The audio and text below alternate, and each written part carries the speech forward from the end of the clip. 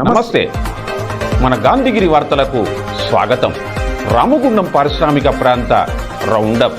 ఈరోజు గాంధీగిరి అందిస్తున్న ప్రత్యేక వార్తలు చదువుతున్నది దయానంద్ గాంధీ. వార్తల్లోని ముఖ్యాంశాలు. ప్రెస్ క్లబ్లో దళిత సంఘ నేతల ప్రెస్ మీట్. అరుణోదయ రామారావుకు ఘన నివాళి. పోలీసుల అలర్ట్. పెళ్లి రోజున సేవా కార్యాలు. వివరాలు. ఈ రోజు గాంధీగిరి వార్తలను సమర్పిస్తున్నది శ్రీకాంత్ కంటి దవాఖానా. హోల్బెల్ కు కంటిపాప, అన్ని వర్గాలకు వెలుగు కిరణం. డాక్టర్ శ్రీకాంత్ సారథ్యంలో వైద్య సేవల్లో శ్రీకాంత్ కంటి దవాఖానా. ఏప్రిల్ 15 నుండి ప్రతి గురువారం ఉచిత వైద్య నేత్ర శిబిరం. కంటి పొరకు ఆపరేషన్ 5,000 రూపాయలకే చేయబడును. లక్కం భిక్షపతి కార్యనిర్వహణలో శ్రీకాంత్ కంటి దవాఖానా, లక్ష్మీనగర్, గోదావరికని. Phone number 8074911632. ఉన్నతాధికారుల ఆదేశం మేరకు భద్రతా చర్యలను మరింత బలోపేతం చేయడానికి గోదావరికని పోలీస్ సబ్ డివిజన్ పరిధిలోని బ్యాంకులు, ఏటీఎం కేంద్రాల్లో విస్తృత తనిఖీలు నిర్వహిస్తున్నట్లుగా గోదావరికని ఏసీపీ ఎం రమేష్ తెలిపారు. ఏసీపీ పర్యవేక్షణలో Godavarikhani 1 town, 2 town, Ramagundam circle, Manthani circle police స్టేషన్ల పరిధిలో ప్రభుత్వ, ప్రైవేటు బ్యాంకులు, ఏటీఎం కేంద్రాల్లో పోలీసు అధికారులు తనిఖీలు చేపట్టారు. ఈ తనిఖీల్లో Godavarikhani 1 town inspector Indra Senareddy, Afzaluddin, 2 town inspector Prasadarao, Manthani CI Raju, Ramagundam CI Krishnakumar మరియు ఎస్ఐలు పాల్గొన్నారు. తనిఖీల సందర్భంగా అనుమానాస్పద వ్యక్తులను గుర్తించి వారి వివరాలను సేకరించారు. నేర నియంత్రణలో భాగంగా బ్యాంకులు, ఏటీఎం కేంద్రాల్లో అల్లారం వ్యవస్థలు సక్రమంగా పనిచేస్తున్నాయో లేదో పరిశీలించానని, హై రెస్క్యులేషన్లో సీసీ కెమెరాలు ఏర్పాటు చేసి అవి నిరంతరం పనిచేసేలా చూసుకోవాలని సూచించారు. సీసీ కెమెరాల్లో నమోదైన దృశ్యాలను కూడా పరిశీలించారు. ఏదైనా నేరం జరిగినప్పుడు సీసీ కెమెరాల ద్వారా నిందితులను సులభంగా గుర్తించవచ్చునని, అలాగే అనుమానాస్పద వ్యక్తుల కదలికను గుర్తించడానికి వీటి ఉపయోగం ఎంతో ఉంటుందని పోలీసు అధికారులు బ్యాంకు నిర్వాహకులకు తెలిపారు. ఈ సందర్భంగా అధికారులు మాట్లాడుతూ బ్యాంకుల భద్రత కోసం సీసీ కెమెరాలు, అల్లారం వ్యవస్థలు, సరిపడా లైటింగ్, సెక్యూరిటీ గార్డుల ఏర్పాటు వంటి భద్రతా చర్యలను పటిష్టంగా అమలు చేయాలని సూచించారు. Jagadamba linen cotton store, Godavarikhani. గోదావరిఖనిలోనే మొట్టమొదటి అతిపెద్ద జెంట్స్ క్లాత్ షోరూమ్. రాబోయే పండుగలు, మ్యారేజ్ సీజన్ కోసం స్పెషల్ ఆఫర్స్. 999 రూపాయలకే 4 ప్యాంట్ క్లాతులు, 999 రూపాయలకే 4 షర్ట్ క్లాతులు, 999 రూపాయలకే 2 రేమాన్ ప్యాంట్ క్లాతులు, 999 రూపాయలకే 2 అరవింద్ ప్యాంట్ క్లాతులు, 599 రూపాయలకే మీటర్ 60 వైట్ లెనిన్ షర్టింగ్, 799 రూపాయలకే meter 70 lea white linen shirting, 899 రూపాయలకే meter 80 lea white linen shirting, 999 రూపాయలకే meter 100 lea white linen shirting. Jagadamba linen cotton store, Lakshminagar, Godavarikhani. Lions club of Godavarikhani president Renikunta Soumya Chander 25వ వివాహ వార్షికోత్సవం సందర్భంగా లయన్స్ క్లబ్ ఆఫ్ గోదావరికని ఆధ్వర్యంలో ఈరోజు గోదావరికని కళ్యాణనగర్లో రామగుండం మేయర్ మహంకాళి స్వామి చేతుల మీదుగా చలివేంద్రాన్ని ప్రారంభించారు. మజ్జిగ, పులిహారను పంపిణీ చేశారు. ఈ కార్యక్రమంలో RC lion Rajender, ZC lion Narla Prasad, region 9 zone 4లోని lions club of Godavarikhani Spoorthi, Godavarikhani Lakshmi Nagar, Jyothinagar ప్రగతి, పిఎస్టీలతో పాటుగా లయన్స్ క్లబ్ సభ్యులు, స్థానిక వ్యాపారస్తులు, కార్పొరేటర్ నాగరాజు తదితరులు పాల్గొన్నారు.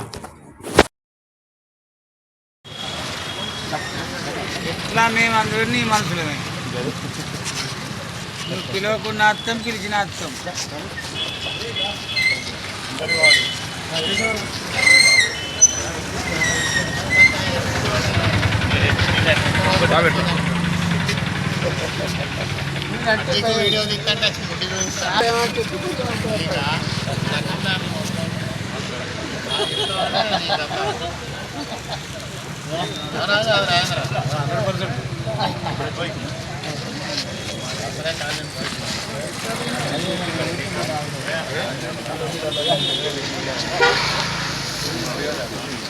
ప్రజలందరికీ మజ్జిగ, మంచినీళ్ళు తాగిపోయాలని ఒక మంచి సంకల్పంతో వారు రావడం జరిగింది.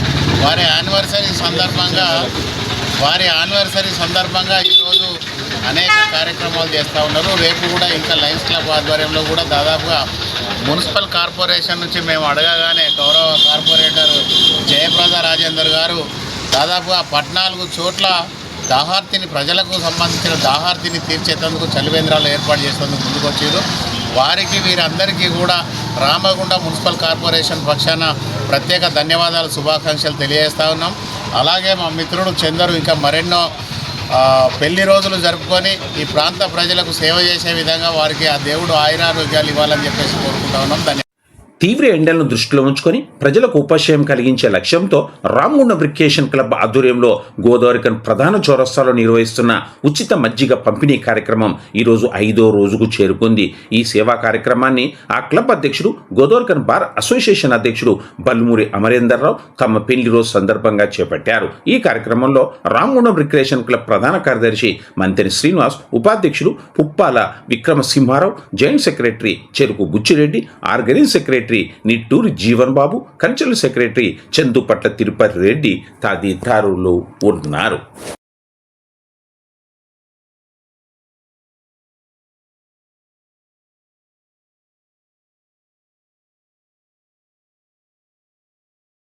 గోదావరి కనిలో పుర ప్రముఖులందరితోటి, మేధావులందరితోటి రామగుండం రిక్రియేషన్ క్లబ్ అనే సంస్థను ప్రారంభం చేసి దాదాపు 140 మంది ఈ ప్రాంత ప్రముఖులు సామాజిక సేవా కార్యక్రమాలు చేయాలి, ఈ ప్రజలకు ఎంతో కొంత తమ రుణం తీర్చుకోవాలనే ఉద్దేశంతో ఈ సంస్థను ప్రారంభం చేయడం జరిగింది.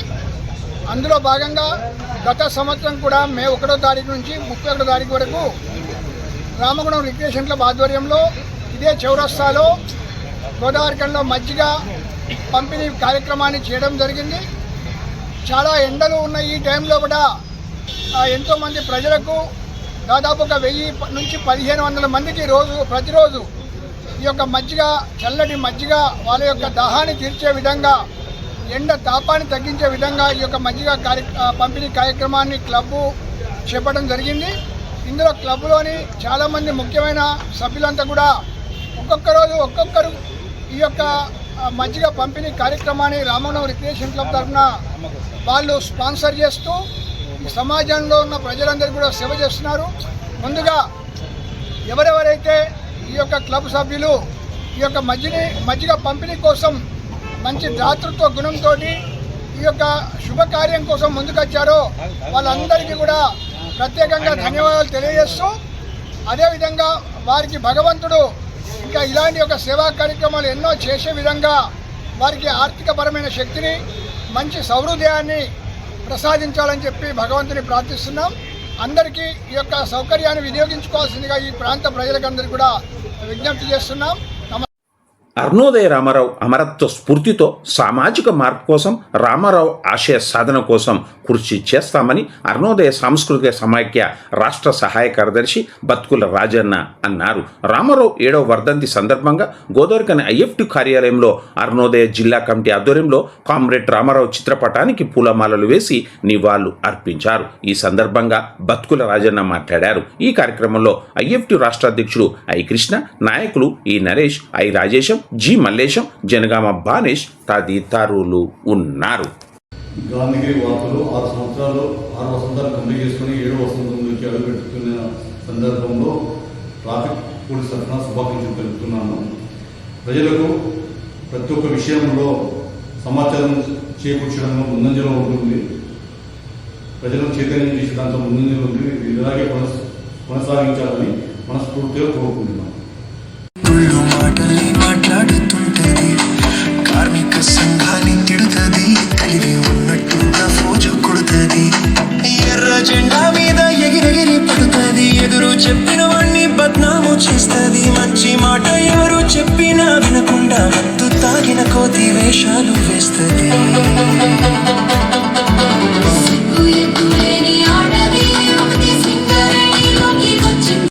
గోదావరికని పారిశ్రామిక ప్రాంతంలో చక్కర్లు కొట్టిన ఓ పాట మీద పోరాటం ప్రారంభమైంది. దళిత సంఘాలు కదం తొక్కడానికి సిద్ధమయ్యారు. చాలా రోజుల క్రితం ఓ కార్మిక నాయకుడికి ఓ సింగరేణి కార్మికురాలికి మధ్య జరిగిన వివాదం నేపథ్యంలో సదరు దళిత వర్గానికి చెందిన కార్మికురాలి మీద అసభ్యకరంగా పాట రూపొందించి సోషల్ మీడియాలో వైరల్ చేయడం హేయమైన చర్య అని దళిత సంఘాల ఐక్యవేదిక నాయకుడు Gummadi Kumaraswamy, SC ST vigilance monitoring committee సభ్యులు కవ్వంపల్లి సతీష్, దావు రమేష్ అన్నారు. గోదావరికన్ ప్రెస్ క్లబ్లో ఈరోజు జరిగిన ప్రెస్ మీట్లో వారు మాట్లాడారు. ఈ పాట వైరల్ చేసిన ఘటన మీద పోలీసు అధికారులు సమగ్ర విచారణ జరపాలని, ఎర్ర జెండా యూనియన్ బాధ్యత వహించాలని, లేనట్లయితే సదరు యూనియన్ ఆఫీస్ ముందు డప్పు దండోర వేస్తామని హెచ్చరించారు. నంద్యాల ఒక కార్మిక నాయకుడు ఒక కార్మికురాలికి జరిగినటువంటి పర్సనల్ వివాదంలో అది కోర్టు కేసు, కోర్టు పరిధిలో ఉంది. దాని గురించి మనం మాట్లాడకపోవడమే బెటర్. తర్వాత ఇటీవల ఈ సోషల్ మీడియాలో ఒక కార్మికురాలను ఉద్దేశించి చాలా అసభ్యమైనటువంటి పదజాలంతో ఒక సాంగ్ చేయడము, అంటే ఎర్ర జెండా పార్టీకి సంబంధించినటువంటి నాయకులు, ఎర్ర జెండా అంటే నాకు కూడా గౌరవమే, కమ్యూనిస్టులు అంటే ఒక కమిట్మెంట్ తోటి పనిచేస్తారనేటువంటి భావనలో ఉన్నటువంటి వ్యక్తులు నేను ఒకరిని. కానీ ఇంత దిగజారుడు విధానాన్ని, ఒక స్త్రీని, అందులో ఒంటరి మహిళ, ఇద్దరు చిన్నపిల్లలను పెట్టుకొని తన జీవనోపాధి కొరకు పోరాటం చేస్తున్నటువంటి మహిళ పైన ఒక కార్మిక సంఘ నాయకుడిగా ఉండి ఈ విధమైనటువంటి పాటలు రాసే సంస్కృతి చాలా చెడ్డ విధానం. మేము వారికి సవినయంగా మనవి చేస్తున్నాం. ఇది సమగ్రమైన దర్యాప్తు జరగాలి.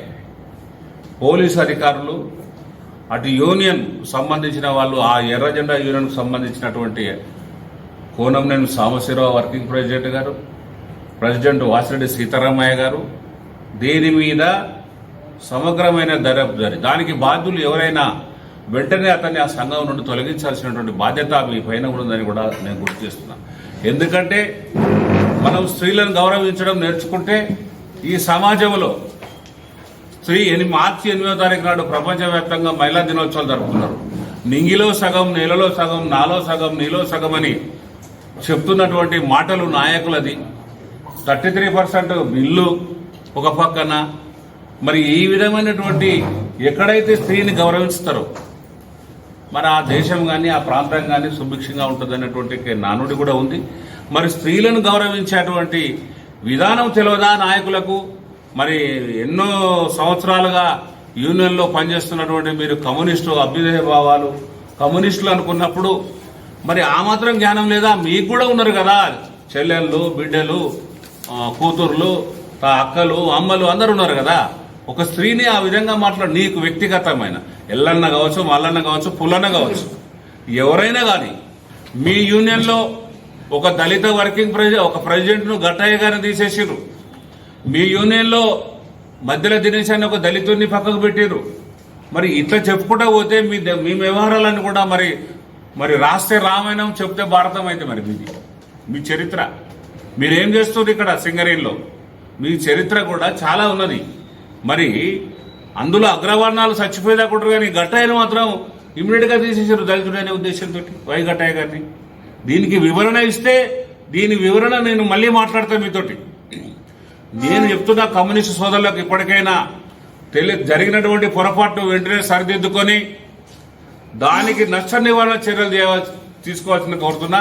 అదేవిధంగా మరి నిన్న కరీంనగర్లో జరిగినటువంటి కాల్పుల కలకాలం 24 గంటల్లో ఛేదించిన కరీంనగర్ పోలీస్. మరి ఈ పాట సోషల్ మీడియాలో గత నెల 15 రోజుల నుండి వైరల్ అవుతుంది. మరి ఇక్కడ ఇంత పెద్ద పోలీస్ కమిషనరేట్ ఉంది, ఒక అడ్మిన్ ఉన్నాడు, ఒక ఏసీపీ ఉన్నాడు, ఒక సిఐ గారు ఉన్నారు. మరి చాలా సమర్థవంతమైనటువంటి పోలీస్ వ్యవస్థ మన రామగుండం కమిషనరేట్లో ఉంది. మరి ఈ సోషల్ మీడియాలో వస్తున్నటువంటి ఈ దుష్ప్రచారాన్ని మరి అరికట్టకపోతే ఈ సమాజంలో స్త్రీలకు మరి దిక్కుమొక్కు లేదా? ఈ సమాజము, ఈ ఊరు మరి ఏమైంది? ఈ ఊరికి శనిబట్టిందా, చిన్నపోయిందా? మరి ప్రజాస్వామ్యవాదులు మరి విప్లవాలకు నిలయం, చైతన్యానికి మారు పేరైన మన గోదావరి కని గడ్డ అడ్డ అని అంటారు కదా. మరి ఏమైనా ప్రజాస్వామ్యవాదులు, కార్మిక సంఘాలు, మరి కార్మిక నాయకులు, ప్రజాస్వామ్యవాదులు, ప్రజాస్వామ్యాన్ని ప్రేమించే వాళ్ళు, స్త్రీమూర్తులను గౌరవించేటువంటి సమాజంలో ఉన్న మేధావులు ఈ ప్రశ్నించకూడదా? ఇలాంటి దుర్మార్గమైనటువంటి ఒక ప్రచారాన్ని మనం అడ్డుకోకపోతే రేపు మరి ఒంటరిగా అర్ధరాత్రి మహిళ తిరిగేటువంటి పరిస్థితి ఎక్కడొస్తుంది? స్త్రీకి స్వాతంత్రం ఎక్కడున్నదని ఇప్పటికే అనేక ఘోరాలు, నేరాలు జరుగుతుంటే, ప్రతి యాసిడ్ దాడులని, లేకపోతే బలాత్కారాలని, చిన్నపిల్లల మీద, కాలేజీ అమ్మాయిల మీద ఈ విధంగా జరుగుతూ ఉంటే మరి సమాజాన్ని ఎవడు మార్చాలి? ఇప్పటికైనా మీరు ఒక 15-20 రోజులలో దీన్ని ఈ యొక్క నష్ట నివారణ చర్యలు తీసుకోకపోతే ఇదే దళిత దండోరా మీ ఆఫీస్ ముంగట డప్పు దండోరా ఇస్తుంది. ఖబర్దార్ అని చెప్తున్నా నేను. మర్యాదగా ఇప్పుడు చెప్తున్నా, తర్వాత వేరే రకంగా కూడా ఉంటాయి చర్యలు. పోలీసు వ్యవస్థ కూడా వెంటనే కలుగజేసుకొని దీనికి ఎక్కడి నుంచి ఏఐ నుంచి వచ్చింది, దీన్ని వెంటనే ఎవడు ఫార్వర్డ్ చేసిండు, ఎవడు క్రియేట్ చేసిండు అనే విషయాన్ని కూడా లోతుగా అధ్యయనం చేసి బాధ్యులపైన కఠినమైన చర్యలు తీసుకోవాలి. దానికి పెద్ద బిల్డప్ సాంగ్ ఇచ్చి మన డీజే సౌండ్లో పెట్టి ఈ విధంగా ఒక ఆడదాన్ని, మరి ఒక స్త్రీమూర్తిని ఈ విధంగా అవమానపరచడం మీ అందరూ కూడా గుండెల మీద చేసుకోవాల్సిందిగా ప్రార్థిస్తున్నా. ఇక్కడ దళిత సంఘ నాయకులు చాలా మంది ఉన్నారు, వాళ్ళందరికీ కూడా ఇన్ఫార్మ్ చేసిన. ఒక దళిత మహిళకు జరుగుతున్నటువంటి అన్యాయాన్ని ప్రశ్నించకుంటే దళిత జాతుల కొట్టి దళితని చీమునెత్తురుందా లేదని ప్రశ్నిస్తాం దళిత వర్గాలను కూడా. ఏమి ఇంత ఘోరం? ఇలాంటి ఘోరాలు నేరాలు జరిగితే ఎవడు రక్షించాలి ఈ సమాజాన్ని?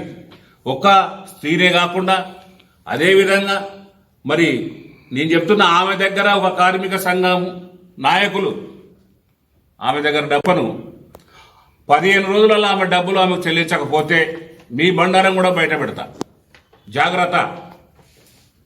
డబ్బులు తీసుకుంటారు, ఆమెను బదనాం చేస్తారు, మళ్ళీ పాటలు పెడతారు. ఏంటిది? ఇక ఒక కొంతమంది ప్రజాప్రతినిధులు వాళ్ళని ఉసిగొలిపి ఆమెతోటి అందరిని తిట్టించారు. ఇప్పుడు సమాజానికి ఆమె అందరికీ దూరమైంది. తిట్టించినోడు వదిలిపెట్టిండి, ఇప్పుడు ఆమె ఒంటరి అయిపోయింది. ఇది ఏం విధానం? వాడుకొని వదిలే విధానం. ఒక కార్యకర్త కష్టంలో ఉంటే జెండా, నా కాంగ్రెస్ పార్టీ జెండా లేకపోతే, కమ్యూనిస్ట్ పార్టీ జెండా లేకపోతే, మార్క్సిస్ట్ పార్టీ జెండా అండగా ఉంటుందని ఆ అమ్మాయి ముందుకు పోతే అందరు తిట్టించి కొట్టమని ఉసిగొలిపి ఈ రోజు వదిలిపెట్టేశారు రోడ్డు మీద. ఆమె ఎవరు ఆదుకోవాలి? సింగరేణి యాజమాన్యానికి కూడా చెప్తున్నా, గోదావరి కన్య RG1 యాజమాన్యానికి చెప్తున్నా, మీరు ఆమె మీద వెంటనే వేధింపు చర్యలు మానుకోకపోతే సింగరేణి సెక్యూరిటీకు సంబంధించినటువంటి వీరారెడ్డి గారికి కూడా విజ్ఞప్తి చేస్తున్నా, సెక్యూరిటీ ఆఫీసర్కు. ఆమె GMRS కతే వాచ్మెన్లు రానియడం లేదు. ఇది ఎక్కడి విధానం? ఆమె బంగ్లాదేశ్ కార్మికురాలో, పాకిస్తాన్ కార్మికురాలో కాదు, నీ మెనన్ రోల్లో ఉన్నది, నీ కంట్రోల్లో పనిచేస్తుంది. పనిచేసే కార్మికులు బాధలు ఉంటే చెప్పుకుంటారు కస్తారు.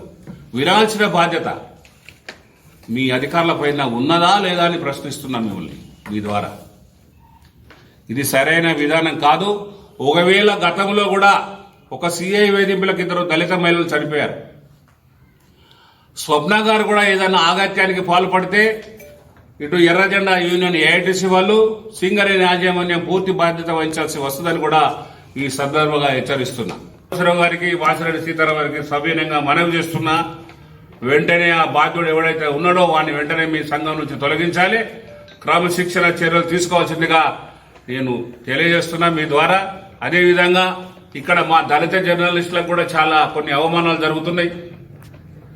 అధికారంలో ఉన్నవాళ్ళు, ప్రతిపక్షంలో ఉన్న వాళ్ళను ఒకరిని ఒక చూపు, ఇంకొకరిని ఒక చూపు, మా దళిత జర్నలిస్టులను కూడా వేధింపులకు గురి చేస్తున్నారు. కావాలని టార్గెట్ చేసి కూడా కొంత రాజకీయ నాయకులు వ్యవహరిస్తున్నారు. మళ్ళీ చెప్తున్నా, ఖబర్దార్. దళిత లేకుంటే ఇంకేదైనా వ్యత్యాసం చూపినట్టయితే మీకు కూడా తగిన శాస్తి చెప్పాల్సిన అవసరం ఉంటుంది. జాగ్రత్త అని హెచ్చరిస్తున్నా. పాట ఎవరి కోసం వచ్చింది, ఎందుకోసం వచ్చింది? ఈ పాట పాడిన విధానంలో ఒక మహిళపై, ఒక మహిళా కార్మికురాలపై అనుచిత వ్యాఖ్యలు చేస్తూ పాట వినాలంటేనే బాధాకరం అనిపిస్తుంది. సృష్టికి మూలం మహిళ. అలాంటి మహిళామూర్తులపైన ఇలాంటి పాటలు రాయడం చాలా బాధాకరం. ఇలాంటి పాటలు రాసిన వారు ఎవరైనా సరే, ఈ పాటను ప్రోత్సహించిన వారిని, పాటలు రాసిన వారిపైన చట్టపరమైన చర్యలు తీసుకోవాలని చెప్పి SC/ST atrocity vigilance and monitoring committee తరఫున మేము డిమాండ్ చేస్తున్నాం. అలాగే ఈ సమస్యపై గౌరవ కలెక్టర్ గారిని, SC/ST అట్రాసిటీ డెవలప్మెంట్ ఆఫీసర్ గారిని కలవడం జరిగింది. మా SC/ST సభ్యులందరం కలిసి కూడా ఈ సమస్యను గౌరవ CP గారి దృష్టికి, DGP గారి దృష్టికి, మహిళా కమిషన్ దృష్టికి, HRC దృష్టికి ఎస్సీ కమిషన్ దృష్టికి కూడా తీసుకెళ్లి బాధిత మహిళకు న్యాయం జరిగేంత వరకు కూడా పోరాటం చేస్తామని తెలియజేయడం జరుగుతుంది. అలాగే సోదరులు చెప్తున్నారు ఎర్ర జెండా తల్లిదండ్రులను కూడా ఎర్ర జెండాకు అన్యాయం చేస్తున్నా మా పాటలు చెప్తున్నారు. ఎర్ర జెండా పుట్టింది ఎక్కడి నుంచేలండి? ఎర్ర జెండా పుట్టిందే కార్మికుల నుంచి, బడుగు బలహీన వర్గాల ప్రజల శ్రేయస్కారం గురించి ఎర్ర జెండా పుట్టింది. మహిళల శ్రేయస్ కోసం ఎర్ర జెండా పుట్టింది. అలాంటి ఎర్ర జెండా వారే ఈరోజు ఒక మహిళపై ఈ పాట పాడడం ఎంతవరకు సమంజసం? ఈ పాటలో ఎంతవరకు న్యాయం ఉన్నది? ఎవరి కోసం పాడారు? మీరు పాడాల్సిన అవసరం ఏముంది? సింగరేణి మహిళ నిజంగా మీ దృష్టికి ఏమైనా తప్పు చేసినట్టయితే మీ సింగరేణి యాజమాన్యం దృష్టికి తీసుకెళ్లి వారిని సస్పెండ్ చేస్తారా, లేకపోతే ట్రాన్స్ఫర్ చేస్తారా?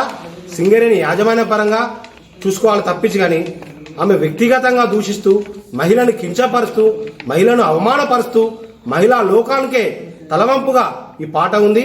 మహిళా సోదరు మనందరూ కూడా కళ్ళు తెచ్చుకొని మీకు బుద్ధి చెప్పే సమయం ఆసన్నమైంది. మీరు ఇకనైనా మీ తప్పును గ్రహించి ఇలాంటి సంఘటనలు పునరావృతం కాకుండా, ఇది పోరాటాల గడ్డ రామగుండం గడ్డ అంటేనే, రామగుండం గడ్డ పైన ఇలాంటి పాట రావడం శ్రేయస్కరం కాదు. ఇకనైనా మీరు ఈ తప్పును అంగీకరించి బహిరంగ క్షమాపణ చెప్పాలని చెప్పి, బాధిత మహిళకు న్యాయం చేయాలని చెప్పి సింగరేణి యాజమాన్యాన్ని కూడా మేము కోరడం జరుగుతుంది. మీరు ఆ ఈ సమస్యను సింగరేణి సీఎండీ గారి దృష్టి కూడా తీసుకుని వెళ్తాం. మహిళకు న్యాయం జరిగేంత వరకు కూడా మహిళా సోదరిమణికి అండగా ఉంటామని తెలియజేస్తూ ఇంతటితో గాంధీగిరి వార్తలు సమాప్తం. నమస్కారం.